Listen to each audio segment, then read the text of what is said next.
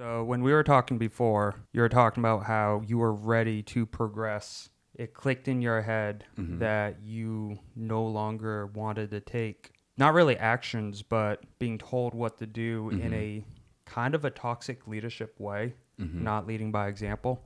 What was one of the things that you had to do and change yourself to be able to progress and get that E5?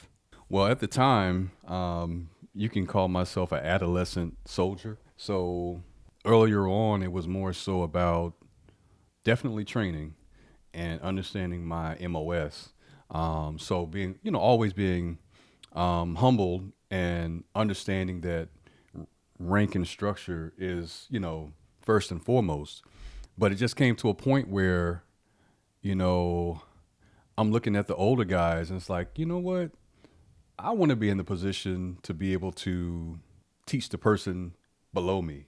It was also a point. It wasn't necessarily a toxic environment, but when I say light bulb, it's like I can do that because they always lean on me for my expertise, at the time.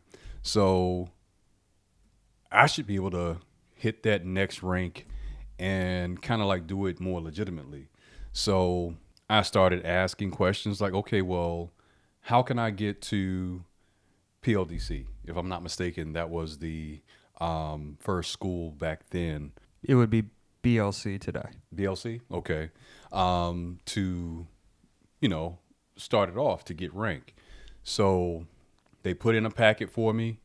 And the crazy thing is, I wasn't ready.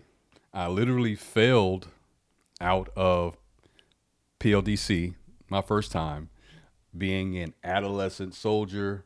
Again, I had it in my head, but didn't have the clear picture. So got sent back, got humbled even more. But the next year went back, more motivated, and we were out at Fort Indiantown Gap, Pennsylvania. And it was like in February, cold as all get out. Oh, yeah. And I've been I there. remember praying through the run, snot bubbles hanging out my nose and all that. But PT was first. And then when we got to the class work and things like that, the be no do of soldiering and being a NCO, I ate it up. So was able to complete the course, came back and was eligible for E5. So after that, when I got that E5, it was like, yeah, you know. And again, for the younger guys or the guys my age that I guess really wasn't understanding what was going on, like I said, that light bulb just said, okay, I'm here. Let me do whatever I can to sustain and just give my take on what the military is. And that's how that was the start of it. That E5 when they pinned those chevrons, I was like, I have arrived, So yeah, You're able to start to make a difference. I was. I was kind of making a difference at E4, but you're still the worker bee. The funniest thing I could remember is as E5, I knew I didn't have to do KP duty anymore. Yeah. And Right. now I was like, you know what? No more washing dishes, no more serving food. I got other things to do. The only So- difference was you got to start doing the drug testing. Exactly. Yeah. Yeah. That's one of the greatest. You get promoted to sergeant and you think that, oh, you no longer have to do the bitch work, but instead you're looking at a bunch of guys' penises. Well, I don't think I've ever had to do the testing. I might have had to, Dude. write the results down or write the names down on the tubes, but I never had to go into the stall. You're lucky, man, because like I can't tell you how many times guys got picked, and I mean, obviously, the moment your name's read off, you have to go into like a classroom, Right. and some of those guys had to go take a shit, and they would not be able to do the Right. You drug couldn't test. walk out. So Yeah. dumb, so idiotic. But hey, you guys, real quick, I want to say thank you for supporting the channel, supporting the show, supporting the cause. I'm trying to reach out, trying to get a hold of like many people, but this is a quick reminder. Please, if you like watching this content, you want to see me progress and get better at this, press that subscribe button. Subscribe, share, like it. Please comment too. Please, please, please. And tell me what you want to hear. Tell me if you want to come on the show. That would be amazing. I don't want to interrupt anymore. Thank you for all your support. Let's get back to the show. What would you say to those who are wanting to progress, but they don't know where to start? I would say look at the people around you, not necessarily your comrades, but look at your leadership and see what they do and look at their path. And that was the biggest thing for me. You know, everybody isn't cut out for leadership. You know, it takes people different times in their lives to where they can handle leadership. I like to say my military from the 90s to the early 2000s is way different than now. Oh, well. I mean, I have a daughter right now. She's 33, E7 promotable. She blew my career out of the water. I mean, with her rank and time in service. Right. I like to say that she got it from me, just the background and the background and the footing, so to speak. But yeah, just the foundation. Her mom was also military, but I like to say that, you know, let's just say a combination, because I just can't say that it was only me, but the combination of her mom and myself being in the military, she pretty much had a great foundation. I remember taking her to the recruiter. She was going to school for like photography and videography, if that's a word. Let's just say photography and video. Well, if she wants a job, tell her I'd be looking. Well, guess what she does right now? What? She is White House Communications. Oh, shit. So earlier on, she was, and I'm very proud of her, she was the official photographer for General Milley. Oh, shit. So she's seen and done a lot. And again, very proud of her. And she's looking to transition her job, because all of her positions have been stateside. So right now she's looking to do something else that can kind of like, I don't know how much broader you can have your career than combat camera and White House Communications, because you get to see everything, you know, behind the scenes, right, and things like that. You can pull it closer this way, okay. too. It does bend. Thank you. So yeah, and it's just a joy to give her a quick text to see, hey, you in country right now? Where are you? You know. You see how active she is. I mean, very active, probably more so than she wants to be. I would think that White House Communications would be a glamorous position, but if you really figure having to be on a C-130 or what's the big bird, the C-5? Yeah. On the cargo. Yeah. That's the glamorous side of it, not the first class air flight on the Bluebirds or anything like that. You're riding or you're flying with the equipment. Yeah. But I think it's still rewarding to her, because again, she puts the work in, and she is the epitome of knowing what she does and using her position and network to better herself. And that's another big thing that I learned. Align yourself with the right people, whether it be a sergeant major that's mentoring you, because they can tell with your attitude and your work ethic, this guy is going to be or do something that, you know, he's ready for the next level. And I've always aligned myself with a group or a person of rank. And again, it's all about showing out. You know, it's not about being overconfident or what's that word people use? Cocky. Yeah. But if you have that confidence in yourself, you know, and again, you portray it in the right way, somebody's going to get attention. You know, somebody's going to catch wind of that and say, hey, where Nichols at? I need him for this or that, you know. So I've always tried to align myself with that type of company on the military side, as well as the civilian side. It's almost as if like one of the words that I like to use, and quite a few people use today, is being an outlier. Just going over and beyond, becoming an expert at what you do. Exactly. Expert, I'm going to say loosely, but if you want to say jack of all trades, master of none, just again, learning the skill from the next person. I think I'm a great shooter, you know. I know there are other people that can shoot better than I can, but when you see the skill that I have, it's like, oh shit, Yeah, this guy knows what he does, what he's doing. you're practicing your trade. Yeah, and I learn from other people, whether it be YouTube or whether it be from another person on my team. I've been on many teams. I've been on ERT. I've been on motors, and like I said, right now I'm on an executive protection team. But I learned something from everyone, and the best thing I think shooting wise, I learned how to come out of the holster fast and safely and just get on target and put rounds down, down range. So again, that's just one of the skills that I like to say that I learned that has benefited me, throughout the years. Yeah, I mean, taking the time, because one of the things that most people don't like to do, but it's one of the most important things, and you can relate it to even like jujitsu too, is even dry running, not even firing the rounds, practicing pulling it out. Right. See what you're doing. And if you don't do that, that's the basics. Right. And if you want to skip the basics, you're never going to progress to the point where you stand out from everyone else. Yep. And like I said, military side, when I became a first sergeant, I still had to show my soldiers, I'm just like you. I still have to pass the PT test. I'm not going to do 30 push-ups and get up.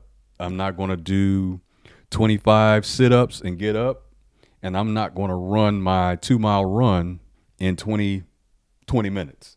Right, you're going to do the best you can. You're going to have to catch me. Yeah.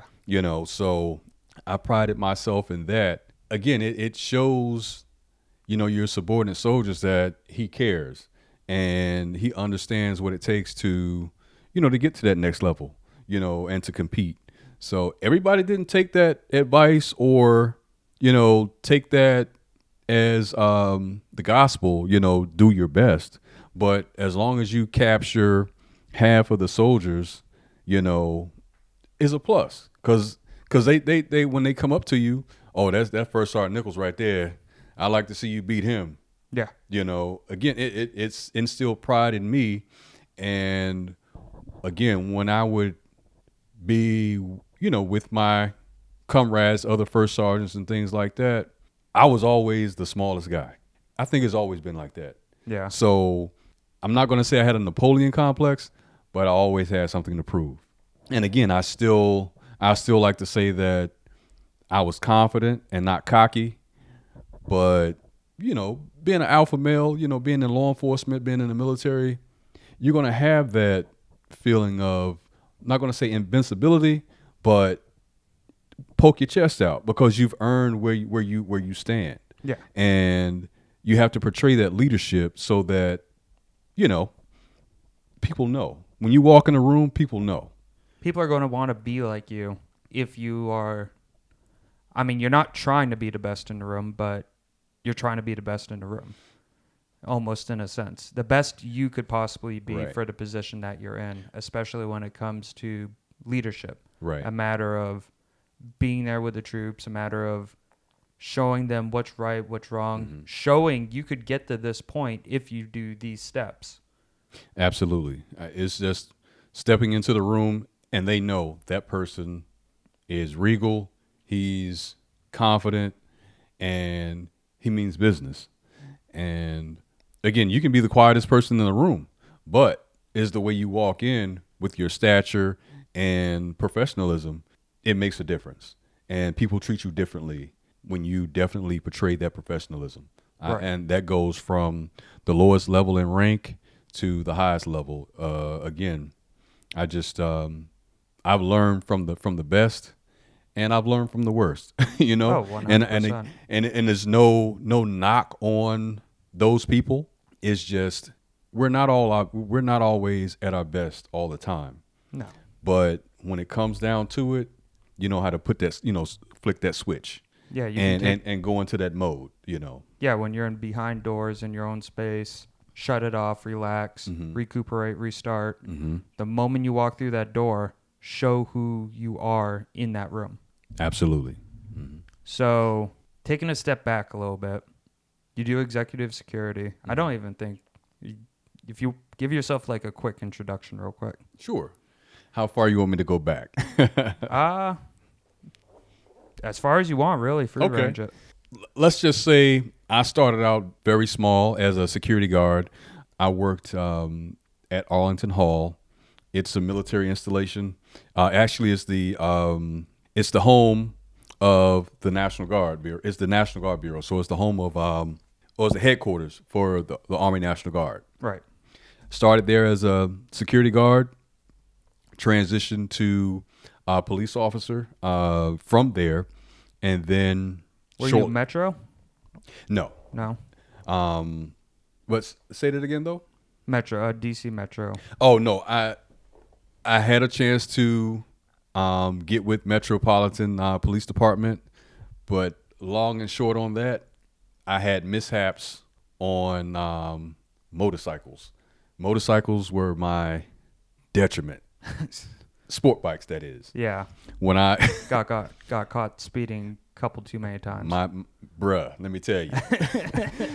I mean, pretty much I had to get rid of my sport bike in order to keep my law enforcement positions. Yep. Because it was either I was balls to the wall or I was at a red light.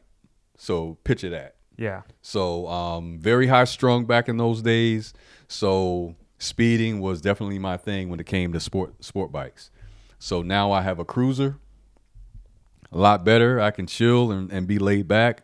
But at that time, I did have a opportunity to go to MPD, but due to my transgressions on motorcycles, I was looked over. So, but where one door closes, another opens. Yep. And I was able to be hired by U.S. Pentagon Police. Okay, yep. And this was right before 9/11. This was the summer before 9/11. I was a new recruit waiting to go to FLETC. Crazy thing, man. I don't know if it was a week or two before 9/11. All of recruiting class, we were walking down the street, it's a spot called the Navy Annex, which is in Arlington, right above the hill there of the Pentagon. And these guys stopped us. They looked Middle Eastern. They were looking for military clothing. Yeah. And back in the day, the surplus store, the biggest one that I remember, was in D.C. Didn't think nothing of it, but it was like, yeah, man. He was like, what? Well, yeah, you can go to D.C. I think it was off of F Street, blah, blah, blah. Didn't think nothing of it. Now, to say if they were connected, who knows? Right. But 9/11, we always had a detail in the morning. Our routine was you go to the gym in the morning, take a shower, pack up in this 15, 20 passenger van. You get driven around North Parking into South Parking. It's an entrance called A&E Drive. That's on the 395 side of the Pentagon. Yep. You drive in there. We dropped a couple of guys off for their work detail that day. As we were driving back out, and we get to the E-ring, and the E-ring is open. Yeah. Of the Pentagon. That's when the plane hit. Could you see it coming? Didn't see it coming because we were on the inside of the Pentagon, but it's just an open ring, as we like to call it, where you can definitely see the sky. Well, keep in mind, the first plane hit while we were like just coming out of just getting in the shower or something like that. The second plane hit, and we were like, that's crazy. 2 planes? It's like, nah, man, that's not a that's not a coincidence. Yeah. And we were all chatting amongst each other like, man, the Pentagon or DC or the White House or the Capitol gonna be next. We're all having this conversation while in the van. You know what I'm saying? Little do you know, this thing is en route. Yeah. And again, we have our sense of awareness and threat It's up, and we're in civilian clothes. So we're not even law enforcement yet.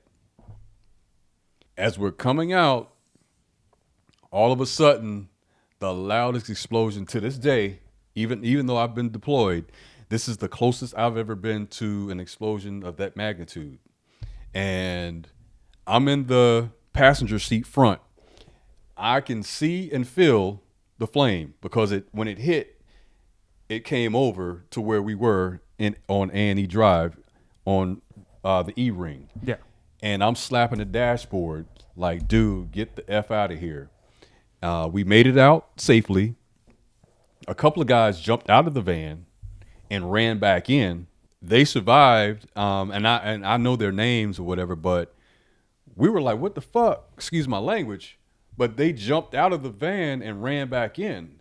And all we're thinking is, if there's one plane, because one plane hit, there must be two planes. Yeah. So we got out of the danger zone, made a right turn, and we stopped at the crash site. And we were like, holy, whatever. And we were told by a K9 guy, get out of here, get out of here. And we went up to the Navy Annex to make a meet with our supervisor to, just for accountability purposes. And we stayed on scene for the rest of that whole day. I think a day or two later, I was in uniform with a gun on the crash site. That was my introduction to law enforcement. 9/11. That's insane. Yeah. I didn't even know that coming into this. Yeah, man. Once we take a break, I can show you.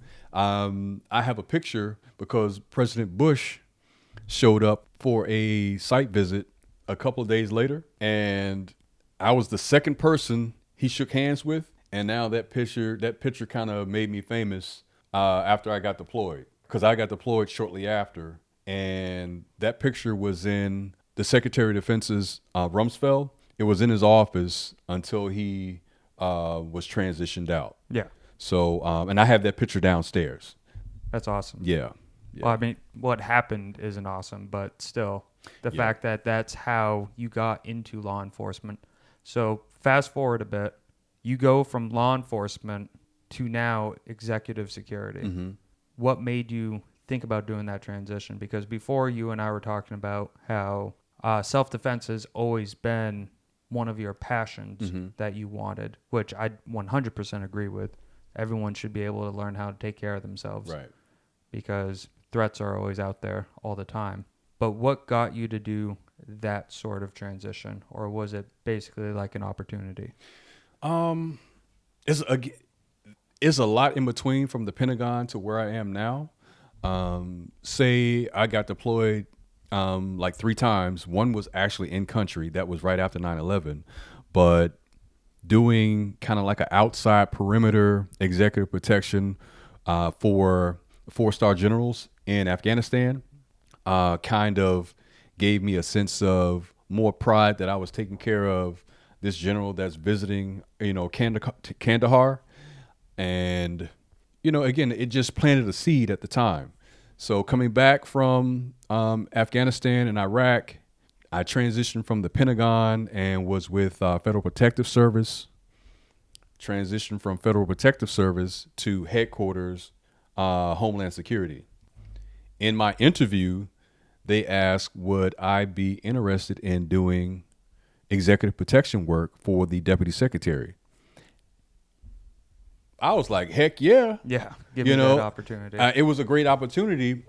I didn't know that it was there when I was making the transition, but that just added to the overall excitement of coming to DHS headquarters. It didn't happen immediately, but I was eventually given a chance to be an augmentee for a few months. And after that, I think the transition was 2017 when I made the full transition to the executive protection team, and I've been there ever since. Yep. So, yeah. Yeah, because you were working we didn't even say it on here.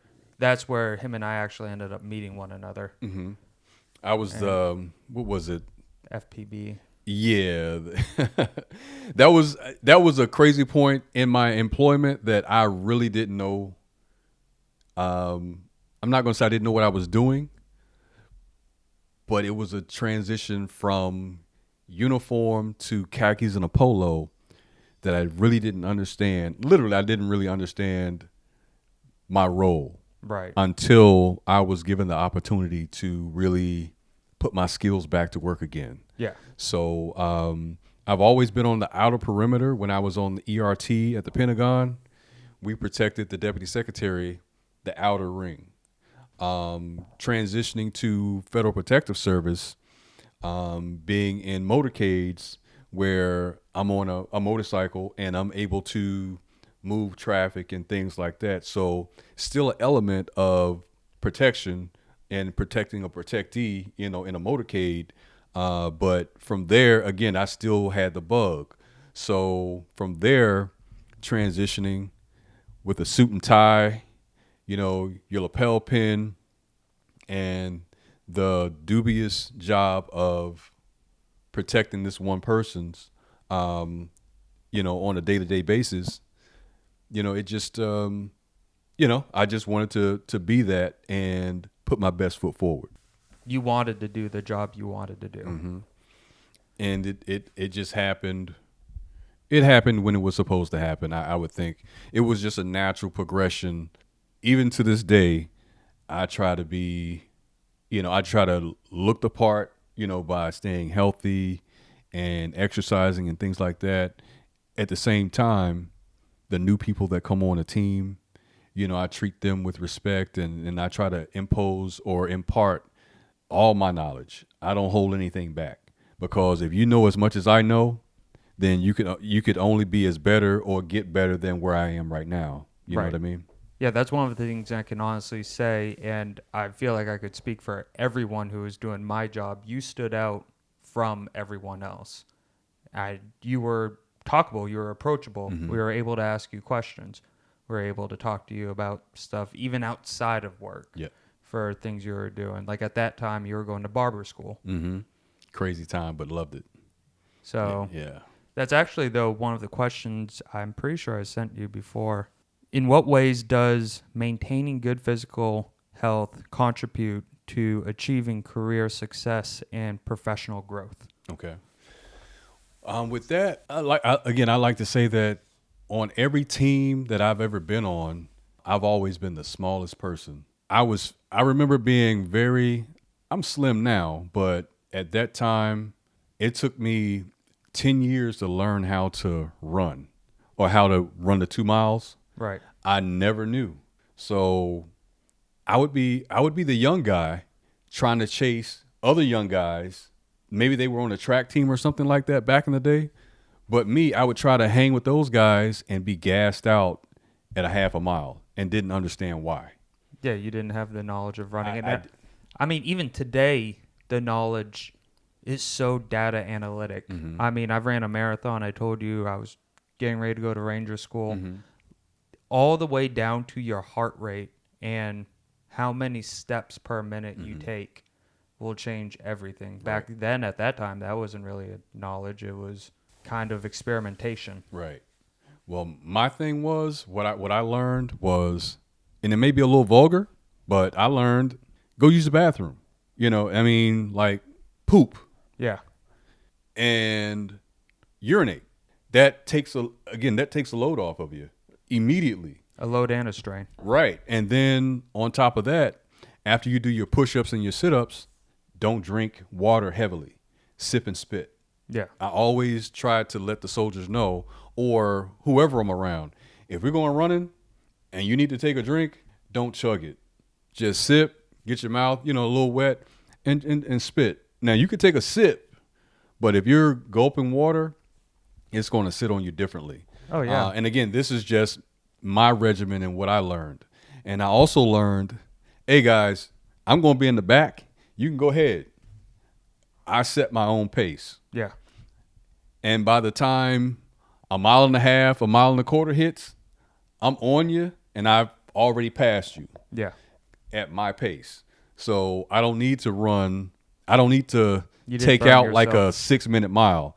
I can take out doing a 8-minute mile, but by the time we get to 2 miles, my strength is still there and I have kick left. Yeah. So that's how I learned through the years and breath control on how to run. And as close as last year, I went to FLETC for the defensive tactics course. I think I was the second oldest in there. And now I looked at the prerequisites and I'm like, oh man, we got to take a PT test. Yeah. And I'm 53 years old at the time. So I'm thinking to myself, I'm like, oh shucks.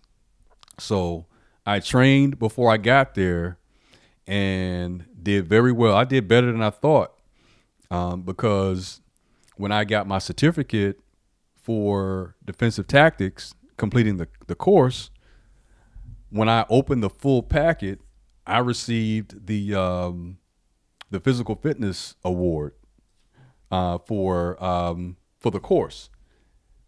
I was like, okay, I had no clue, but that just goes to tell you, if you put your mind to it and you prepare yourself, somebody's going to recognize it. And which I didn't even recognize myself. I just thought, okay, I did a good job. You trained for the test. Right. You got prepared. Mm-hmm. You did your homework. You got ready. Right. You didn't just show up and then try.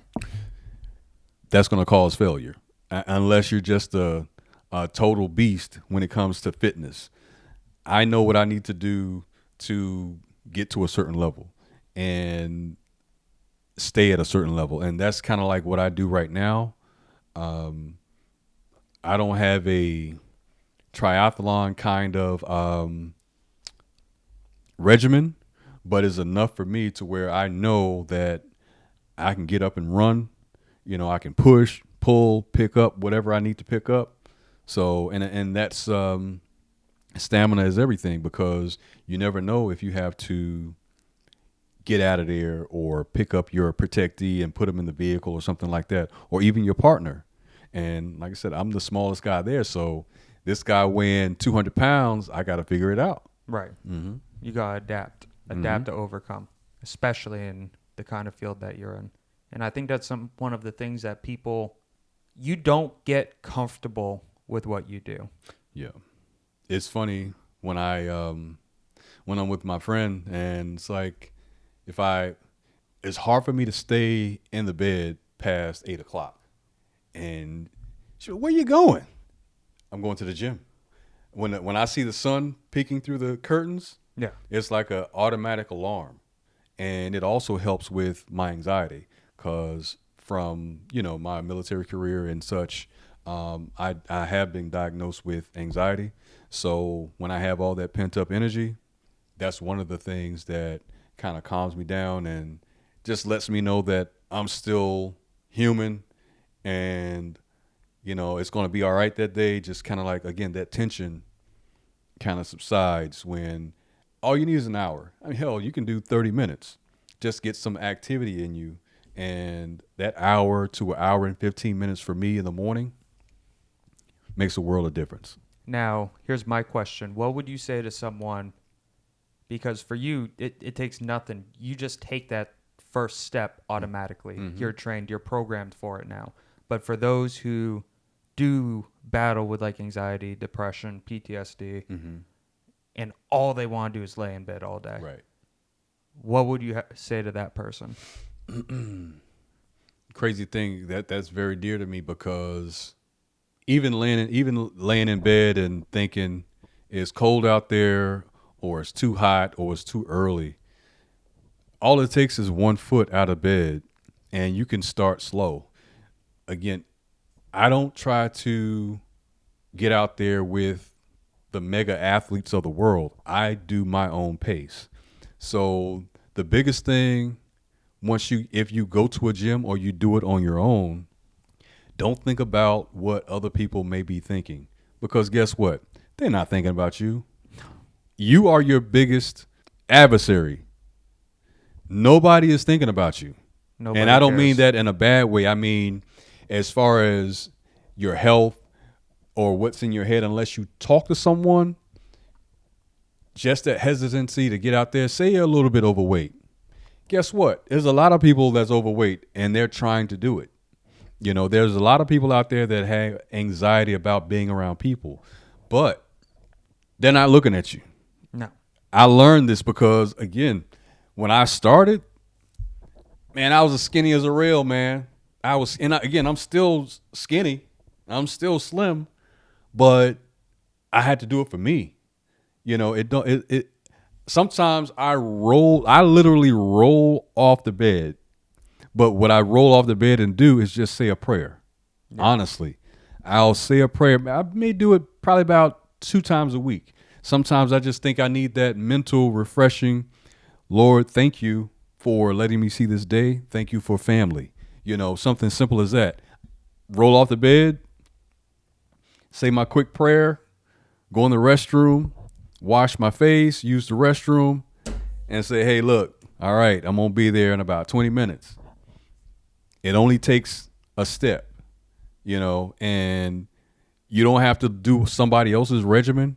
You can start on your own. You can go. They have different rooms, or if you have your own garage, or even just being outside. If it's cold outside, wrap up real good and just take a walk. That walk is everything. You'd be surprised because that walk can turn into a run, you know, and that's how I started. It becomes addictive too, but addictive in a good way.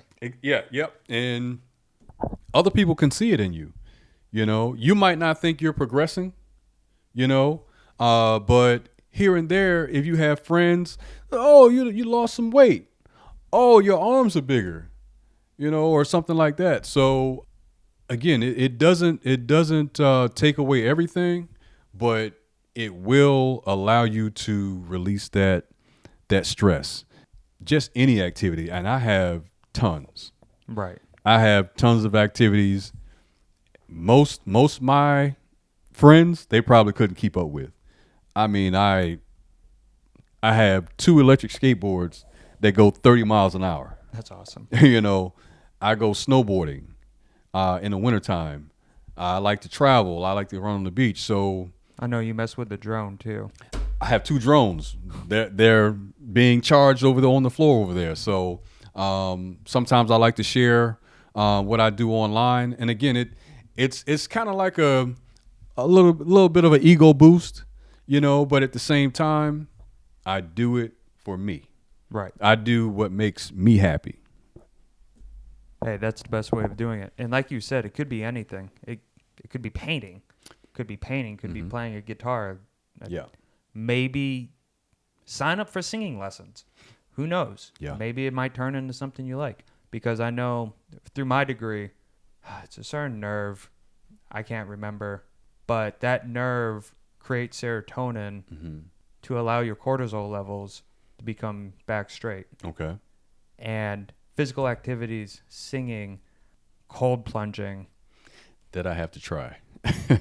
Yeah, I used to do it, but with the nerve damage I have in my ankle, it hates the cold. I can believe it. But you are a very active individual. How would you prioritize the tasks you have, which is your responsibilities, with your hobbies to maintain a healthy work-life balance? Well, the great thing that the government has, having a government job or just a job in general, is having what they call PTO or annual leave. Yep. You know, if I'm feeling like I need to get away, I'll plan a trip. My second home is a beach anywhere. Yeah. Give me blue water and a beach anywhere, and that's my second home.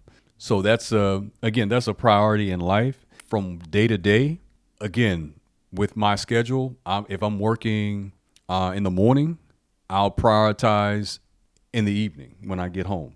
And this may not go for everybody, but for me, I can't come home and sit down for more than 30 minutes. If I sit down for 30 minutes, it's over. I'm not going to the gym, or I'm not doing, let's say the gym. I'm just not going to the gym. Now, I may do something outside of the house. That priority goes way down, you know, the probability. If I'm working in the evening, I'm generally out of the house by 7:30. So that's a great thing. So again, it just revolves around my work schedule. For some people, their schedules probably are in the morning all the time. You know, from 7 to 3 or 6 to 2 or 9 to 5. You have to prioritize. Maybe it's just the weekend for some people. Lucky enough to where my schedule changes and I can flow with my schedule. Right. So, and again, it's all about how you prioritize it. You have to make sure that you're doing what you can do for you. So what works for me may not necessarily work for you. As you were saying, you know, you can do different activities. It could be cooking. I love to cook. I cook in spurts. When my family is here, I love it. Right. Because I know I love to, you know, grill outside and things like that. So again, here and there, wherever I think my high points are, I'm going to do it. It can be cleaning up. I love to clean up. I hate it, but I love it. It just a relief. Right. You know, washing my clothes and putting them away. For some people, it could be stressful. For me, I know I have to get ready for the next week. So washing my clothes and putting them away is another stress relief. Who knew? I think there was a general that said this one time. Always make your bed when you first wake up. Mm-hmm. That way you know you got the first task of the day completed. And celebrate it. Mm-hmm. Don't treat it as just a chore or treat it as, I kind of want to use like a toxic word, like it's a burden. Mm-hmm. Don't treat it as a burden. Treat it as a task and celebrate the win. I can say I do that probably 98% of the time.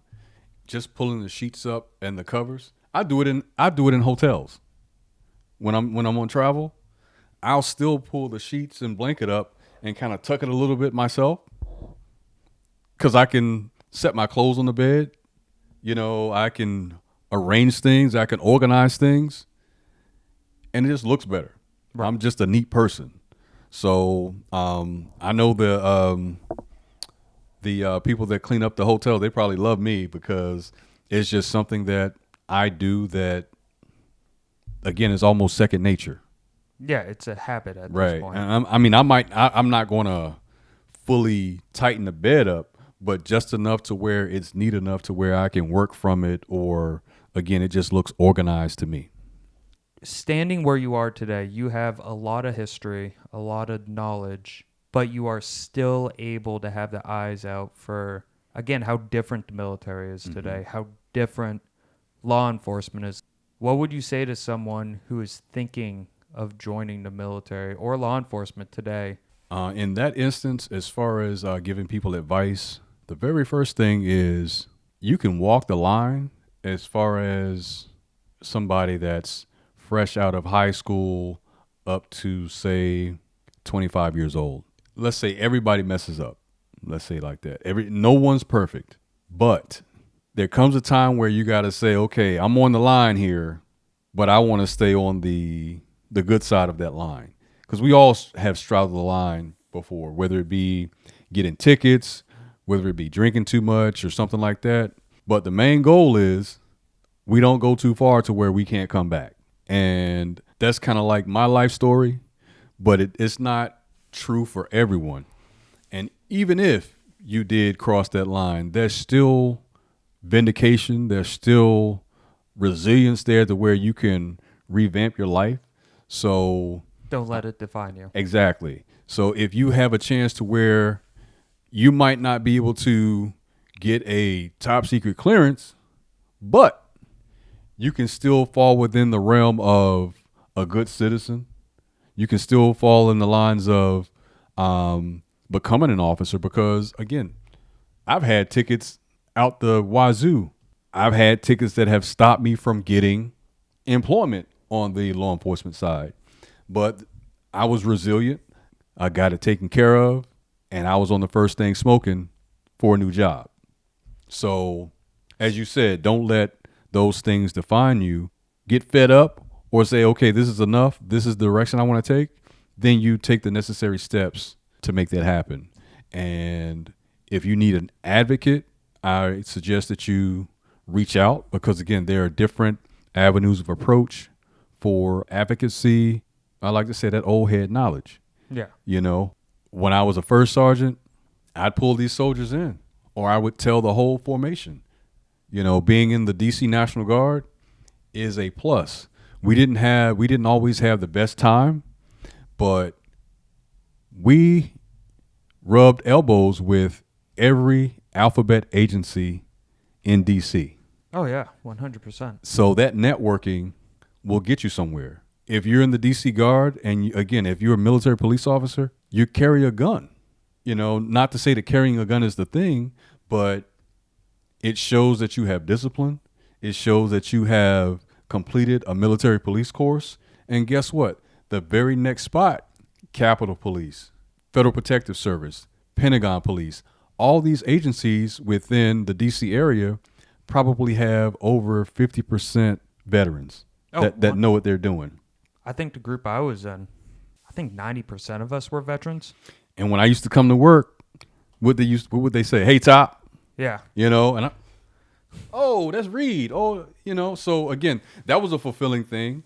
But again, just being in the DC area and being a veteran, it's just a plus. And I would tell my soldiers, I said, before you get out of this DC Guard, get something back.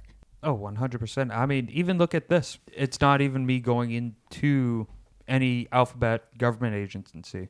How long have I reached to you now? Probably like... It's about 4 to 6 months. Yeah, something like that. Trying to get this set up with everything. But staying persistent, and I worked with him over there. I know what kind of leader he was. I know how much he talked to us. I'm like, he would be great to bring on the show. Well, I appreciate that. Yeah, man. I was running a little bit, but at the same time, with the schedules and things like that, I wanted to make sure that I was settled in order to give you the best product. So I appreciate your patience. Yeah.